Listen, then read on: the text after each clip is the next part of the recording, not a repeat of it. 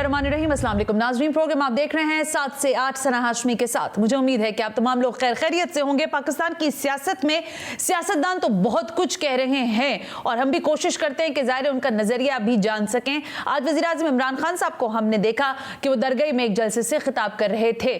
तो अब मामला ज़ाहिर लगता यूँ है कि वज़ीर-ए-आज़म इमरान खान साहब कन्विंस हैं इस बात पर कि अगर उनका जाना ठहर गया है, लोग ये समझ रहे हैं, तो उनको भी उन्हीं के लबो लहजे में जवाब देना चाहिए। आज इमरान खान साहब की जो बॉडी लैंग्वेज थी वो बड़ी पुरएतमाद थी, लेकिन लोग कह रहे हैं कि शायद है कवाकिब कुछ नजर आते हैं कुछ। तो मैंने सोचा कि जरा आज कुछ ऐसी शख्सियत से बात की जाए जो पाकिस्तान की सियासत पर गहरी निगाह भी रखते हैं और उनका तज्जिया जानना ज़ाहिर हमारे लिए बहुत अहम है। पहले तारुफ करवाती चलो, मेरे साथ कराची स्टूडियो में तशरीफ फरमा है नज़ीर लगारी साहब, सीनियर तज्जियाकार हैं। सर, आपको सलाम पेश करती हूँ, बहुत बहुत शुक्रिया कि आप तशरीफ लेकर आए। वाया स्काइप मुझे ज्वाइन करने जा रहे हैं अमार मसूद साहब, सीनियर तज्जियाकार हैं, इंपॉर्टेंट शख्सियत हैं, मुनफरिद तज्जिया रखते हैं अपना। बहुत बहुत शुक्रिया अमार साहब। और उन्हीं के साथ तशरीफ फरमा है हमारे साथ वाया DSNG इमरान याकूब साहब, अपना प्रोग्राम भी करते हैं और पंजाब की सियासत हो या सिंध के ऐवानों में क्या कुछ हो रहा हो, याकूब साहब को सब कुछ पता होता है। इमरान साहब, थैंक यू वेरी मच, आपका भी बहुत बहुत शुक्रिया। तीनों अशखास के इजाजत से जरा आज इमरान खान साहब के कुछ जो बातें उन्होंने की हैं वो मैं सुनवाना चाहती हूँ अवाम पाकिस्तान को भी। उन्होंने कहा कि मैं लानत भेजता हूँ, वज़ीर-ए-आज़म इमरान खान साहब ने कहा कि मैं लानत भेजता हूँ ऐसी हुकूमत पर जो पैसा देकर अगर मुझे चलानी पड़े। क्या कहा था इमरान खान साहब ने, जरा वो पहले सुनवाएं। ये छांगा मांगा के दिन चले गए हैं, मुल्क पे फैसला कुन वक्त आ गया। इन डाकुओं ने जमा होके चोरी का पैसा जमा करके हमारे MNAs उनके जमीर की कीमत लगा दी है। अगर मैंने अपने जमीर का सौदा करके रिश्वत देनी है MNAs को, मैं लानत भेजता हूं ऐसी हुकूमत को। लानत भेज दी ऐसी हुकूमत पर, लेकिन साथ ये भी कहा कि वो तमाम अरकान जो मुनर्रिफ हो गए हैं, जो मेरी हुकूमत से नाला हैं, शायद मैं उनको बाप की तरह आवाज दे रहा हूं कि वो वापस आ जाएं, मैं उनको मुआफ कर दूंगा। क्या कह रहे थे इमरान खान साहब? मेरे जो MNAs गलती कर बैठे हैं, आज मैं आपको पैगाम दे रहा हूं कि मैं आपको माफ कर दूंगा, वापस आ जाए। क्या मुनर्रिफ अरकान इतनी आसानी से वापस आने वाले हैं या नहीं, ये तो एक सवाल है। लेकिन इमरान खान साहब ने जाते जाते कहा कि ये जो 3 स्टूडेंट्स हैं, कहा है उन्होंने मौलाना फजल रहमान साहब को, मियां शहबाज शरीफ साहब को और आसिफ अली जरदारी साहब को। उन्होंने कहा कि इन 3 स्टूडेंट्स को मैं बताना चाहता हूं कि ये मैच में जीतूंगा। क्या कह रहे थे आखिरी, वो भी शॉर्ट सुनवा दो।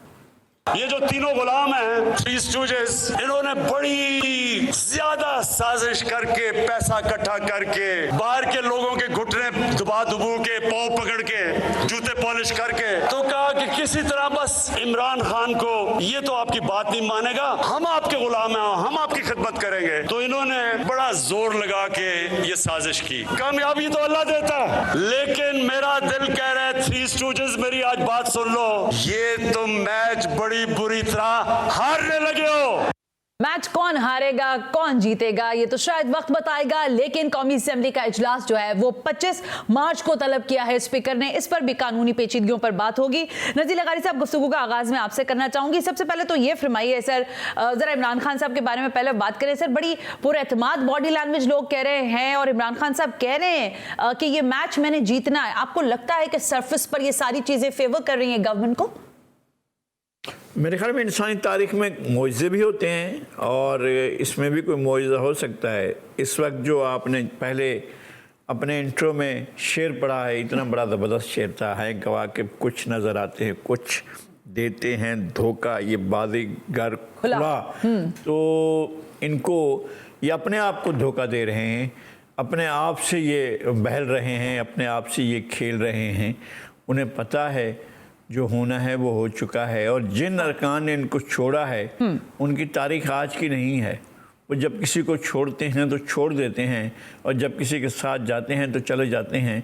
और उनके सब के नाम भी बताता हूँ, पस मंज़र भी मैं बता दूँ, तब भी वो इनको समझ में नहीं आएगा।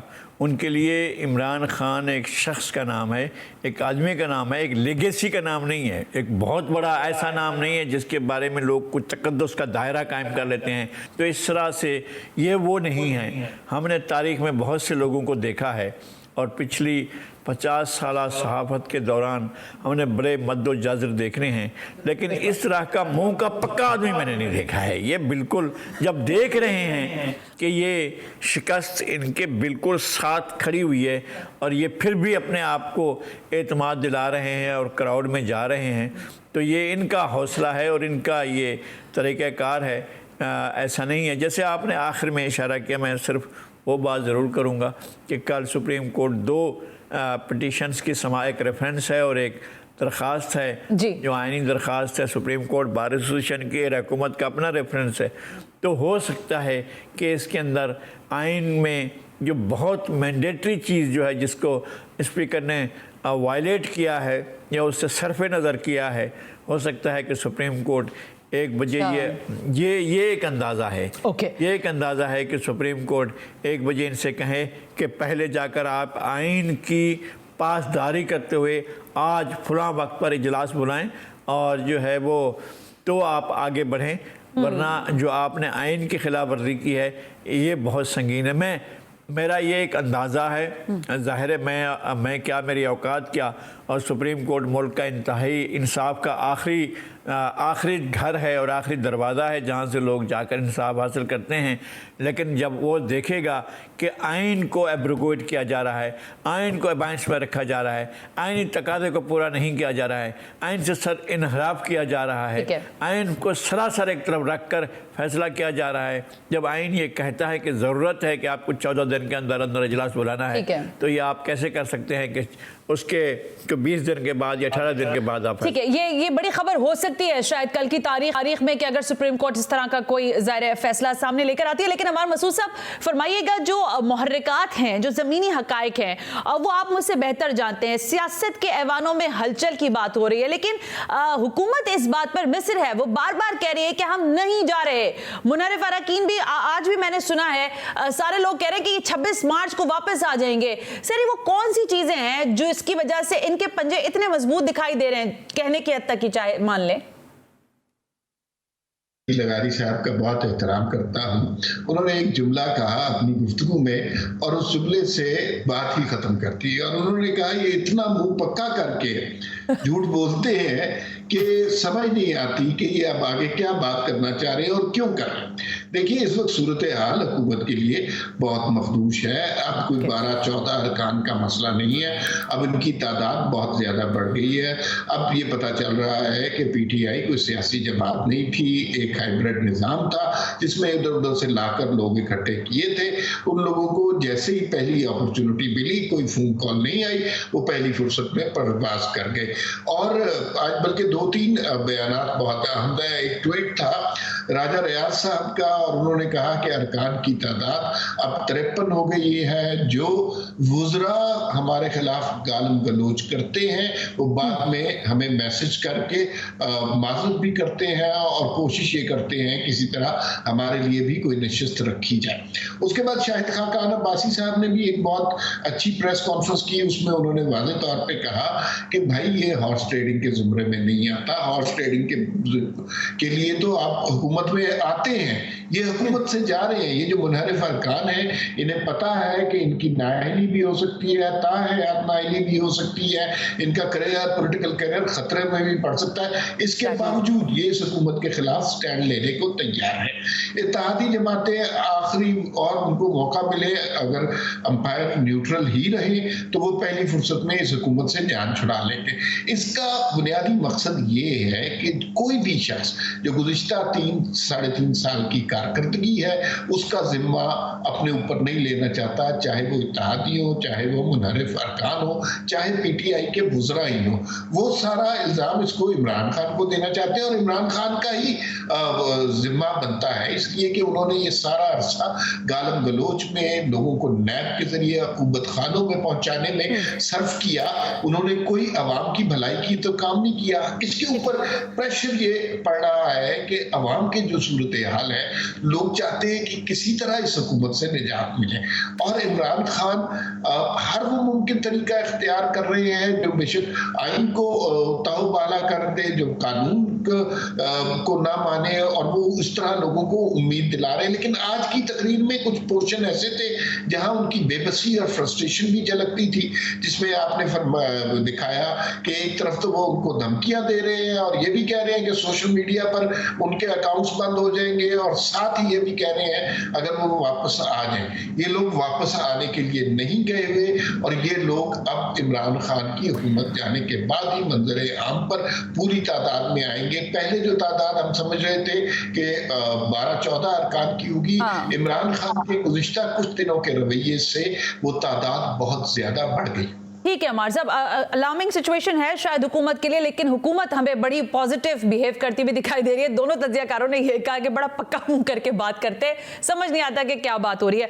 इमरान याकूब साहब, आप फरमाइएगा, आपको लगता है कि जो इस वक्त पोस्चर ले रही है हुकूमत, ये हुकूमत का ज़ाहिर बनता है, ज़ाहिर जब उनके मसल्स हैं वो इस वक्त हुक्मरान की हैसियत से मौजूद है तो उनको इसी तरह बिहेव करना चाहिए, या आपको लगता है कि थोड़ा टोन डाउन होने की बहुत जरूरत है इमरान खान साहब को? आज उन्होंने ये तो कहा कि जो मुनर्रिफ अरकान है मैं उनको बाप की हैसियत रखता हूं पार्टी में, वो वापस आ जाए, मैंने कुछ नहीं कहना।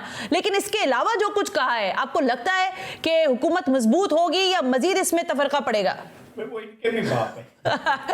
इमरान याकूब साहब, व्हाट्स योर टेक? आप सना साहिबा अपने दिल पे हाथ रख के, अपने दिल के हाथ रख के ये कह दें कि क्या मजीद कुछ और कहने की गुंजाइश बाकी रह गई है? आपने उन्हें क्या कुछ नहीं कह दिया, आपने उन्हें घोड़े का, खच्चर का, पता नहीं क्या क्या कुछ कहा, तो अब आप मजीद और क्या कह लेंगे? देखिए, गुजारिश सिर्फ इतनी है कि मामला बड़ा सादा है। इमरान खान साहब ओवर कॉन्फिडेंट है। वो इस वक्त शायद ये समझते हैं कि असल में उनका कसूर नहीं है, उनके वो मशीर और वजीर जो उनकी किचन कैबिनेट में थे, और खैर खास तौर पे गैर मुंतखब जो उनके मशीर थे, उन्होंने उन्हें ये यकीन दिला रखा था कि जनाब आपकी तो एक ज़ात में ऐसा करिश्मा है, लोग आपको जो है ना वो पूजते हैं, लोग आपकी तकलीद करते हैं, लोग आपको हीरो मानते हैं, आपका तो नाम ही काफ़ी है। इसलिए वो अब भी ये समझते हैं कि शायद ये सारी चीज़ें इसी तरह से हैं, और मैं इलेक्शन में जाऊंगा, अवाम का ठाठे मारता हुआ समुंदर आ जाएगा और फिर अवाम मेरे साथ होंगे। देखें, ऐसा अमलन होता नहीं, अमलन हकायक कुछ हमेशा और होते हैं। और अगर आप ये समझते हैं कि 2018 में आपने सीटें जीत के हुकूमत बना ली थी, तो आपकी हुकूमत बनी थी उस वक्त इत्तेहादियों के सर पे, इत्तेहादियों और फिर जहांगीर तरीन साहब के जहाज़ के सर पे। आज ना तो इत्तेहादी उस तरह से आपके साथ है और ना जहांगीर तरीन, अगरचे इत्तेहादियों ने अभी तक कोई वाज़े ऐलान नहीं किया, लेकिन प्राइवेट और अपनी निजी महफिल में वो बरमला इसका इजहार कर चुके हैं कि हम डूबती कश्ती के मुसाफिर क्यों बनेंगे। सर, आप कह रहे हैं ना डूबी है कश्ती, मैं तो बार बार तकरार के साथ ही कह रही हूँ, ये आपका तज्जियाकारों का, हमारे पैनलिस्ट का ये मानना है कि उनकी कश्ती डूब रही है, उनको कोई डूबता हुआ नहीं दिखाई दे रहा। वो तो कह रहे हैं हम यहाँ से तैर के निकलेंगे और सुरखुरू होके निकलेंगे। ये वाला नुक्ता भी तो देखे ना।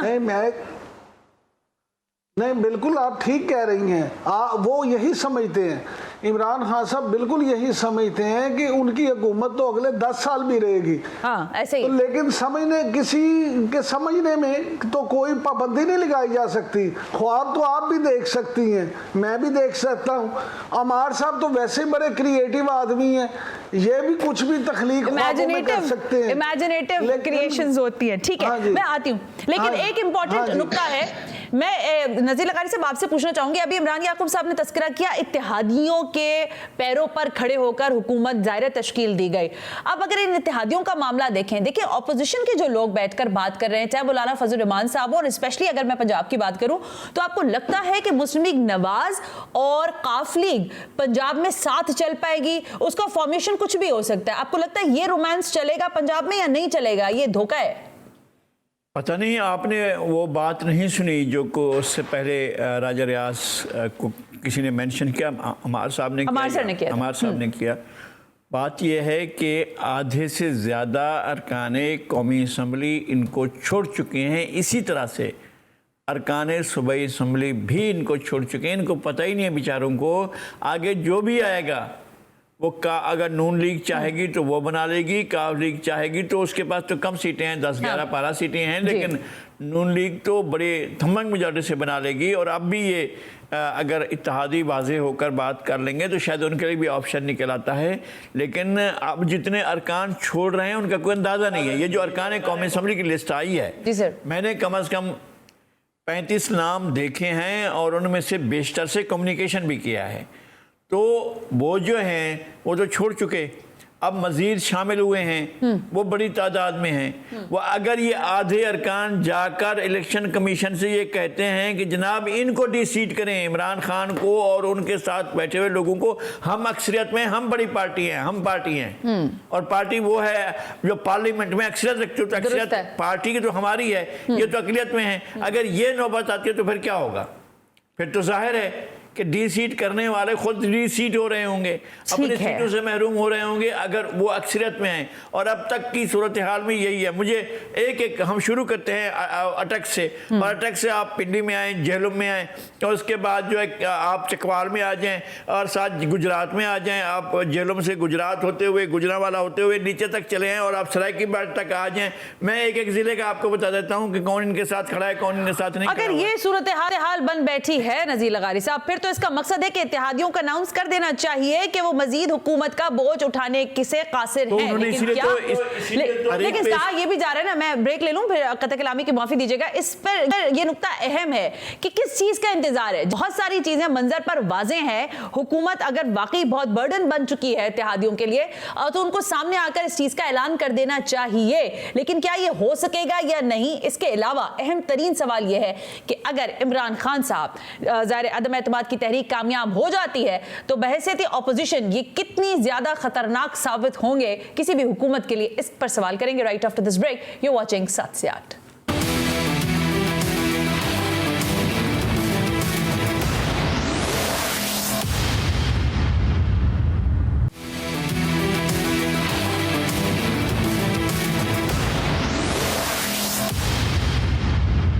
वेलकम बैक नाजरीन, हम ब्रेक पर थे और ब्रेक पे जाने से पहले मैंने सवाल ये छोड़ा कि ज़ाहिर मौजूदा हुक्मरान जमात जो है, अगर इसके खिलाफ अदम एतमाद की तहरीक इमरान खान साहब के खिलाफ कामयाब हो जाती है तो उसके बाद का मंजरनामा क्या होगा? क्योंकि इस्लामाबाद में जो जारी ये ताकत का खेल है, ये जमहूरी इक़्तिदार के लिए कितना मोहलिक है, ये तो हमारे सामने है मुहर्रिकात। और शायद मैं पूछूंगी अपने तज्ज़ियाकारों से कि क्या वाकई हमारे सियासतदानों ने कुछ माजी से सीखा भी है या नहीं। अमर मसूद साहब, ब्रेक पे जाने से पहले मैं आप ही की तरफ आ रही थी, फरमाइएगा आपको क्या लगता है कैनवस पर कि आज इमरान खान साहब बहैसियत वजीर आजम इस लबो लहजे में बात करते हैं, तो अगर ज़ाहिर ऑपोजिशन का हिस्सा बन जाएंगे, ऑपोजिशन बेंचेस पर होंगे, तो उस वक्त की सियासी मंजरनामा क्या होगा?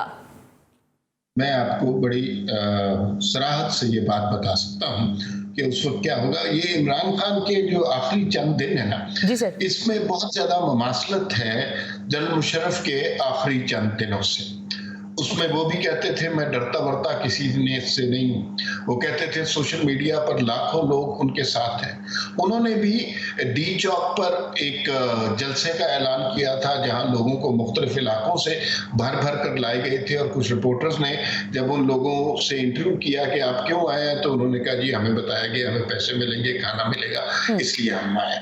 जिस तरह की धमकियां, जिस तरह जनरल परवेज मुशर्रफ अपने आप को नागुज़ीर साबित करना चाहते थे, इसी तरह इमरान खान भी अपने आप को नागुज़ीर साबित करना चाह रहे हैं। लेकिन ये जो कुछ हो रहा है ये एक नाकाम हारे हुए शख्स की जानिब से हो रहा है, और उसकी बड़ी वाज़ेह सबूत हमारे सामने आ रहे हैं। आप देखिए हम पाकिस्तान की तारीख में इससे बड़ा लतीफ़ा क्या होगा कि फवाद चौधरी, खुसरो बख्तियार और बाबर आवान, ये लोग लोगों को लोटा कह रहे हैं, हालांकि ये खुद मुनहरिफ होके अपनी, और बाकी सारे भी मुनहरिफ होकर अपनी पार्टियों से टूटकर तहरीके इंसाफ में आए, जाती मफाद के लिए, सियासी मफाद के लिए। आगे का जो मंजरनामा है मुझे जो यूँ लगता है, और कुछ इस तरह की खबरें भी आई हैं लेकिन मैं कंफर्म नहीं कर सकता, वो ये है कि इमरान खान को जब पता चलेगा कि पार्टी में सिर्फ वो अरकान रह गए हैं जिनका सियासी बैकग्राउंड नहीं है, जैसे शहबाज गिल वगैरह, या जिनको किसी और ने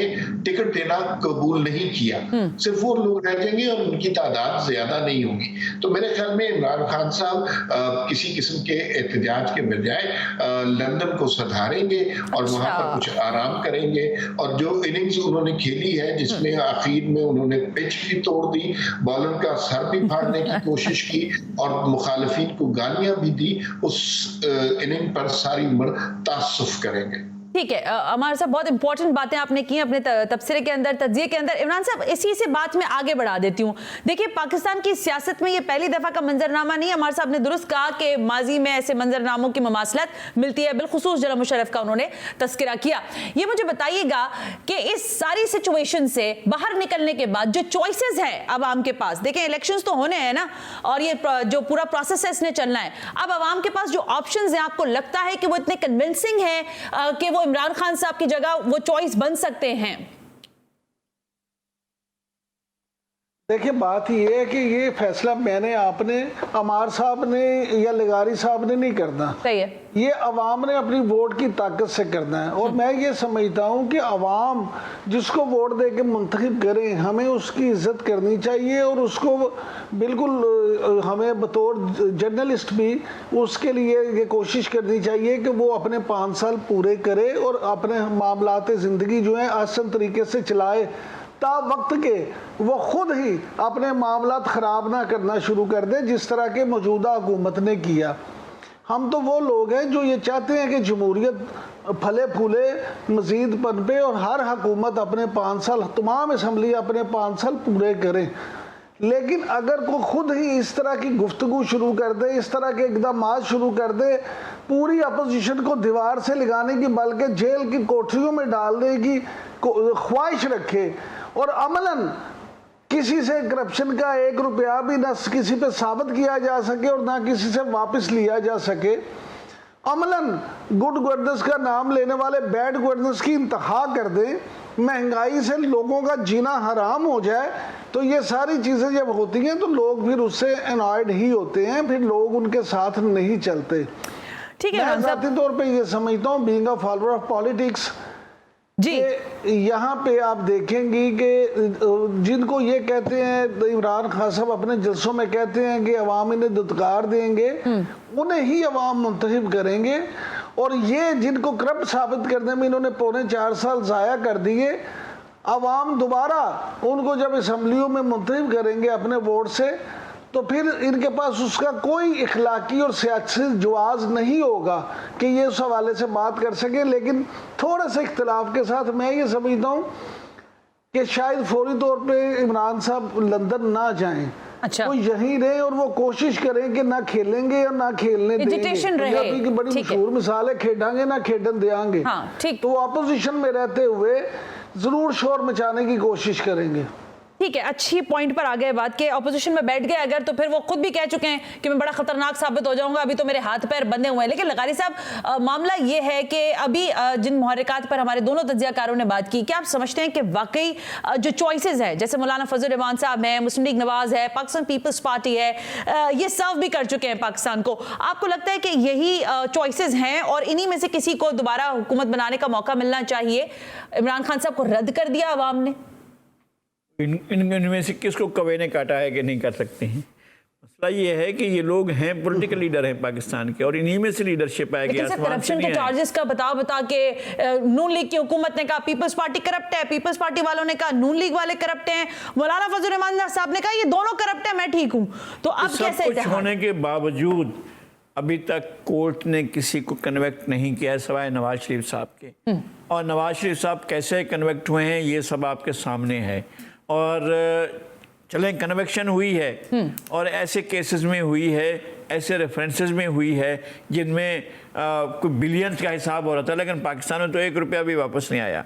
हम इस तरफ नहीं बात करते हैं, या ना हुकूमत, ना नैब, ना ये जो नैब के बड़े बड़े कानूनदान होते हैं, वो सब कुछ किसी के खिलाफ अभी तक साबित नहीं कर सके हैं। और ये कहते हैं कि हम इल्ज़ाम लगाते हैं कि चोर है और उसके बाद जो साबित करना हमारी जिम्मेदारी नहीं है। आप इसी को कोर्ट जो है वर्डिक्ट की सूरत में यही कह दे जो हम कह रहे हैं, इस्तिगासा जो है जो कहे उसको मान ले, जो तो ऐसा दुनिया में कहीं भी नहीं होता है और ना नैब कर सकता है ना नैब कोर्ट्स कर सकती हैं। बात यह है कि इक़्तिदार से अलग होने के बाद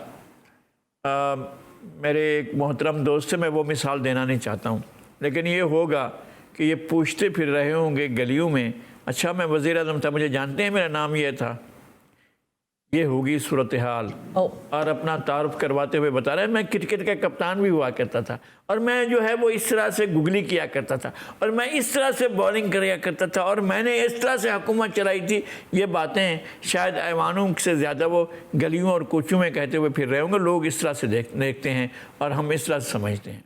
ठीक है, बड़ी खतरनाक खचक तज्जिया जो है वो मेरे सामने आ रहा है, लेकिन ज़ाहिर है मेरे तमाम बड़े हैं तीनों और बाकायदा तौर पर न सिर्फ ये कि कई दिहाइयों पर मोहित पाकिस्तान की सियासत को देख चुके हैं, यहाँ पर बदलते हुए हालात को देख चुके हैं। लेकिन मैं ब्रेक से वापस आऊँगी तो मुझे अभी लगारी साहब की बात से याद आया, किताबों से पता चलता है कि जब भुट्टो साहब को फांसी दी जा रही थी तो वो भी शायद इतने ही पुरएतमाद थे, उनको पता था, उनको लगता था कि अवाम का एक गौल आएगा और उनको वहाँ से ले उड़ेगा, लेकिन शायद ऐसा नहीं हुआ। इमरान खान साहब कब तक इस जिसे कहते हैं शराब में रहेंगे, शायद ये एक अहम तरीन बात है। इस पर जरा डिबेट कर लेते हैं इस ब्रेक के बाद। प्रोग्राम आप देख रहे हैं 7 से 8।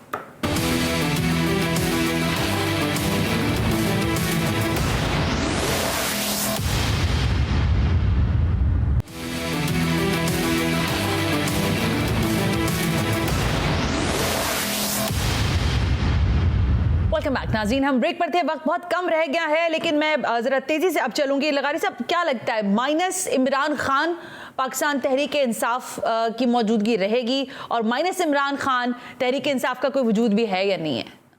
एक तो ये कि वाकई जितना कुछ भी वजूद है या था या होगा वो इमरान खान के साथ ही होगा। ओके, क्योंकि एक ख़ास किस्म की सकाफत वो इनके साथ आई है जो ऐसा कोई भी पाकिस्तान की सियासत में ऐसी कोई भी यूथ या इस तरह की कोई माइंडसेट के लोग कभी भी नहीं आए। ये ख़ास माइंडसेट है जो इमरान खान को ज़ेब देता है और इमरान खान के साथ है, वही उनके साथ रहेंगे। अच्छा। और उसके बाद ये चमन यूं ही रहेगा और हज़ारों जानवर सब अपनी अपनी बोलियां बोलकर उड़ जाएंगे, तो इनके पास और कुछ भी नहीं होगा। फिर इनको अपना तारुफ करवाना पड़ेगा कि मैं कौन हूँ और मैं क्या हूँ। वो बात होगी। मैं अर्ज़ कर चुका हूँ। हाँ। इनके साथ और कुछ नहीं बचेगा। ये जो अरकान असम्बली हैं, अगर इनमें से 3/4 चले ना गए, हाँ, और 1/4 से भी कम जाकर बचे, तो फिर बताना मुझे कि यार ये तो आप लगारी साहब चलो इसी पे बात कर लेते हैं ना। अमार मसूद साहब, देखें हुकूमत तो फर्म है इस बारे में कि वो कहीं नहीं जा रही। आप और बाकी मेरे जो तज्जियाकार हैं मोहतरम, वो कह रहे हैं कि सारे इत्तेहादियों से लेकर बाकी सारे लोगों की तादाद बढ़ती जा रही है। हाइपोथेटिकल सोच लें कि नहीं जाते, अदम एतमाद की तहरीक नाकाम हो जाती है, फिर क्या होगा? अमार साहब, तज्जिए, तबसरे, तादाद और प्लस माइनस सब फेल हो जाएगा। I am sorry. नहीं, आपका सवाल बिल्कुल दुरुस्त है और बड़ा जेन्युइन सवाल है। इससे पहले भी ऐसा हो चुका है, सेनेट के इलेक्शन में यही कुछ हुआ था। अपोजिशन की जो उनकी तादाद ज्यादा थी और जब नतीजा आया तो कुछ और निकला। फिर इसी तरह फाइनेंस बिल में आपने देखा सारे लोग लाइन लगाकर किसी और सेट पे चले गए। तो ये बिल्कुल नामुमकिनात में से नहीं है, या मुमकिनात ये मुमकिन हो सकता है। असल में मसला ये है कि इमरान खान साहब का सबसे बड़ा खौफ ये है कि अब जो कुव्वतें गैर जमहूरी कुव्वतें हैं उनको लाइन थी वो न्यूट्रल हो गई है और उन्होंने कॉलें करना बंद कर दी। और ये कॉलें करना बड़ी ओपन सी बात थी। अरकान असम्बलीज मेंबरान सेनेट खुद कहते थे, कोई ब्लैकमेल होता था, किसी को पैसे दिए जाते थे, किसी की वीडियो दिखाई जाती थी, ये बड़ी कॉमन सी बात है। तो वो सारी चीजें चल रही हैं। अभी अगर कॉलें आएंगी तो ये सारे लोग बदल जाएंगे, ये मैं आपको बड़े विश्वास। लेकिन सर बिल्कुल ठीक है अमार साहब, लेकिन इसी नुक्ते पर रुक के मुझे जवाब दे दीजिएगा। ऑपोजिशन कह रही है कि न्यूट्रलिटी मौजूद है, अगर अदम एतमाद की तहरीक नाकाम होती है तो फिर न्यूट्रलिटी को चैलेंज करेंगे, फिर इसका मकसद है। जी जाहिर है, फिर न्यूट्रलिटी नहीं, इसलिए कि आपके सामने अभी नज़ीर लगारी साहब भी फरमा रहे हैं, मैंने भी कुछ लोगों से बात की है, बेतहाशा लोग हैं जो इससे जान छुड़ाना चाहते हैं, वो मुंह से कह रहे हैं और अगर उसके बावजूद वो वोट किसी और तरफ दे देते हैं तो इसका मतलब है किसी दबाव में वोट दिया। मतलब ये बातें अब बहुत आम हो गई हैं। बिल्कुल ठीक है। कांग्रेस असेंबली कहते हैं कि हम आए नहीं हैं, हम लाए गए हैं, मीडिया के ऊपर चल रही है। तो अभी एक बड़ी तादाद मुनहरिफ है, इमरान खान से जान छुड़ाना चाहती है। अगर कोई दबाव आ जाता है, इदारे न्यूट्रल नहीं रहते। इमरान याकूब साहब बिल्कुल ठीक है, तरफ इशारा किया था, अगर उस तरह की कोई सूरत हाल होती है तो ये लोग फिर दबाव में आ जाएंगे। इसमें कोई हैरानगी की बात नहीं है। चलें, कन्विंसिंग आ गया ना एक तज्जिया कि अगर हुआ इस तरह तो फिर इस तरह भी हो सकता है, यानी पासा पलट भी सकता है। इमरान याकूब साहब, जमहूरी अमल को कोई धचका पहुंचने के खदशात, वो वाइब्स जिसको आप कहते हैं, वो तो महसूस नहीं हो रही? क्योंकि अगर इतनी अनारकी होगी, यानी हर तरफ से जिसे कहते हैं ना तोप और गोलाबारी चल रही है, ऑपोजिशन की भी, हुकूमत की भी, वो जलसा करते हैं, ये जलसे क्या अनाउंस कर देते हैं, ये सारा सिलसिला, तो कहीं जमहूरी अमल के तसलसल को नुकसान तो नहीं पहुंचेगा इस सारी सिचुएशन के अंदर?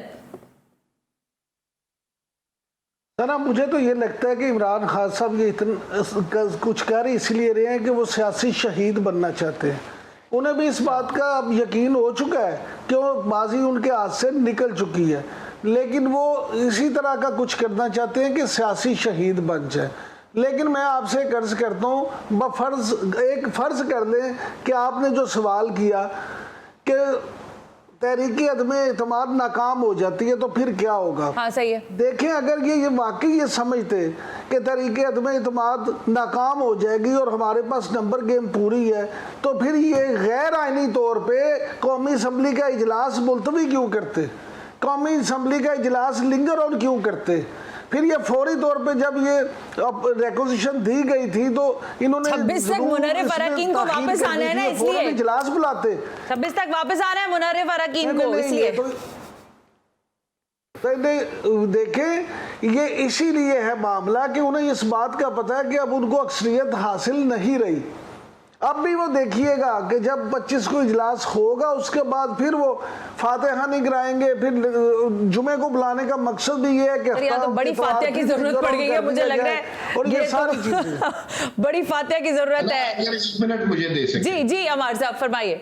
आपने खदशे का इजहार किया जब इमरान साहब से आपने सवाल किया, क्या ऐसा तो नहीं हो सकता कि निजाम की बिसात पलट जाए और गैर जमहूरी कुव्वतें अपना तसल्लुत जमा लें? यानी आप ये कहना चाह रही थी कि मार्शल लॉ तो नहीं लग जाएगा। उसका सीधा सा जवाब ये है कि जो हमारी मईशत की हालत है, इस हालत में मार्शल लॉ नहीं लगता। मार्शल लॉ उस वक्त लगाया जाता है जब आपके खजाने भरे होते हैं। बिल्कुल ठीक है अमर मसूद साहब, बहुत बहुत शुक्रिया आज के लिए। इमरान याकूब साहब आपका भी बहुत बहुत शुक्रिया। नज़ीर लगारी साहब आपका भी बहुत शुक्रिया। तफसीला तज्जिया आप लोगों ने मेहमान का सुना।